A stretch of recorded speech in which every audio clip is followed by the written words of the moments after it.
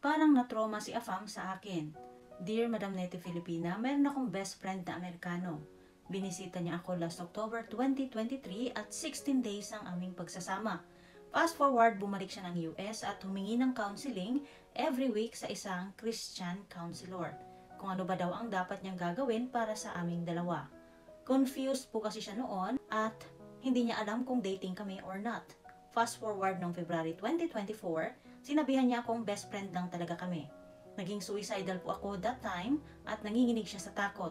Kaya whole day po siyang naka-video call sa akin. At sinabihan niya ako na babalik siya sa Pilipinas. Kaya naging okay naman ako. It took 1 year na constant yung confusions niya sa akin.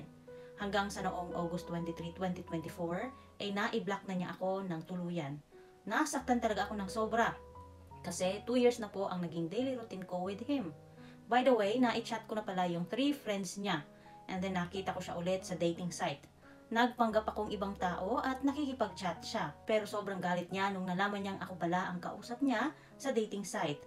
At dahil sa galit niya ay talagang dinilit niya ang account niya sa dating site na yon. Humingi ako ng kapatawaran sa kanya through email. At ang sagot niya, he forgave me and he still cares for me a lot. Now, he planned to write me on Christmas Day. Aasa pa ba ako sa kanya na maibabalik man lang ang friendship namin? He asked a space for a few months po, madam. I need advice lang po kasi parang na-trauma po siya sa akin dahil sa ginawa ko. Ngayon po ay umiiyak ako at nade-depress na. Letter sender, sana makatulong kami kahit papano, no? Please makinig ka po sa mga opinyon ng ating mga tagapayo. Tama na, madam. Love yourself. Ikaw lang naghahabol sa kanya eh. Wala talaga. Best friend lang kayo. Base sa kwento mo, ikaw na lang talaga yung namimilit sa kanya. Yung bang pinagpipilitan mo lang ang sarili mo. It's like tinatakot mo lang siya na wakasan ang buhay mo just to make him stay. Sender, selfishness na yon. You should understand na baka hindi talaga ikaw ang ideal woman niya. Base kasi sa kwento mo, naiintindihan ko si Afam na sinubukan niya. Kasi nga, pinuntahan ka niya and take note, ikaw lang ang kinatagpo niya. Meaning seryoso talaga sana siya. Kaya lang, he found out hanggang best friends lang talaga. Wala namang third party, madam, di ba? Kasi mas masakit yun para sa'yo. Na malalaman mo na kaya pala hanggang best friend ka lang kasi may iba pa. Pero wala, kasi nga nakita mo siya ulit sa dating site. Meaning, tsaka na lang talaga siya naghanap ng bago nung sure na siyang hanggang best friends lang kayo. Alam mo, sender, posible na hindi lang na-trauma si Afam sa'yo, no? Kundi na-discourage na din siya because you are not stable mentally.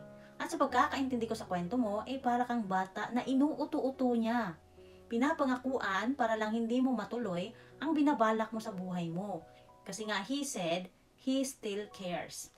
Christmas ka pa susulatan? Kasi gusto niya ng space? Well, for me, wag mo nang asahan. Kasi yung space na hinihingi niya, para bang sinasanay ka na niyang unti-unting makalimutan siya. Dahil hindi na siya magiging parte ng daily routine mo. Move on at i-block na, wag nang umasa.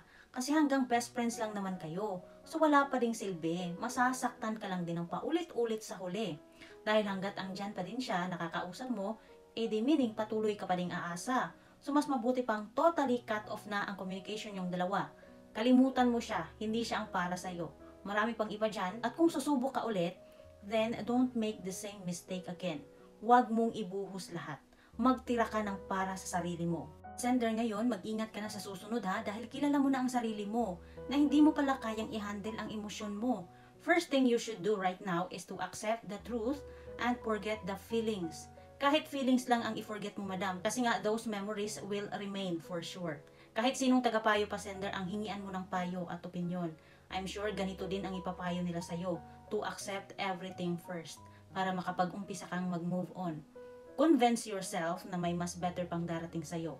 Huwag mong ipagpalit ang buhay mo sa lalaking 2 years mo lang nakilala.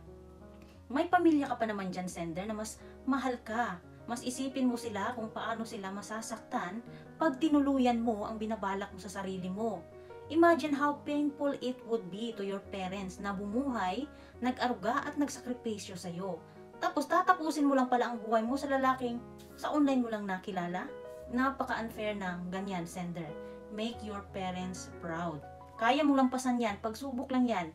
Hindi pa katapusan ng mundo. Hanggat umiikot pa ito, edi mag-ikot-ikot ka din hanggang sa mahanap mo na ang dawan mo.